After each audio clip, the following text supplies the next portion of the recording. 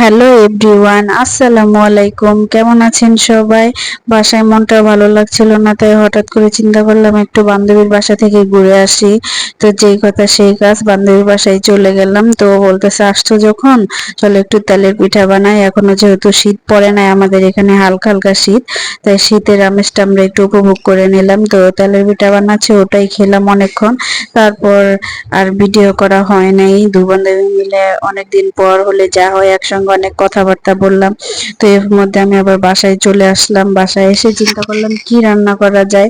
তো শর্টকাটে চিন্তা করলাম যে মাছ আছে ফ্রিজে, মাছ বের করে ভাজি করে ফেলি, তো আর কিছু লাগবে না। যেহেতু আমরা ডায়েটে আছি, রাত্রেবেলা রুটি খাই, তো আজকে একটু ভাত খেতে মনে চাচ্ছিল, তাই এই ছোট মাছটা বের করে ফেললাম। আমার আবার বড় মাছ খেতে একদমই ভালো লাগে না, আমি ছোট মাছগুলোই পছন্দ করি বেশি। তো এই মাছের নামটা কি সেটা আমি জানি না, আপনাদের জানা থাকলে অবশ্যই কমেন্ট করে আমাকে জানাবেন। তারপর মাছটা ফ্রাই করতে চলে গেলাম। তো কেমন লাগছে মাছটা দেখছেন?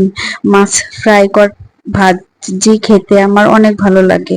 এর সঙ্গে যদি একটু পেঁয়াজ ভাজা থাকে তাহলে তো আর কোনো কথাই নেই। আমার হাজবেন্ড আবার মাছ ভাজার সঙ্গে একটু লেবু খেতে পছন্দ করে, তো ওরও ভালো লাগে, আমাদের দুজনেরই। তারপরে যে আমি ছোট মাছগুলো ভাজি করে ফেলছি। তারপরে দেখেন, উম, বেশ ভাজা ভাজাই হয়েছে তাই না? পেঁয়াজ সঙ্গে দিলে খেতে অনেক মজা লাগে, অনেক টেস্ট। তো ফাইনালি এই যে আমাদের মাছ ভাজি হয়ে গেছে।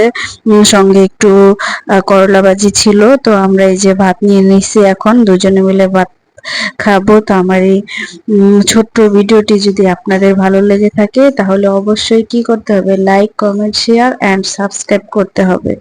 তারপরে এই যে আমরা এখন একটু খেয়ে নিচ্ছি, আপনাদের দেখাচ্ছি। দেখছেন মাছটা কত ইয়াম্মি। যে তারপরে দেখেন আমার হাজবেন্ড, ওর চোখে জানি কি পড়ছিল, তো ওর চোখে একটু আরতি করতেছিল। তারপর দেখেন। আল্লাহ হাফেজ। আমার ভিডিওটি ভালো লাগলে লাইক কমেন্ট শেয়ার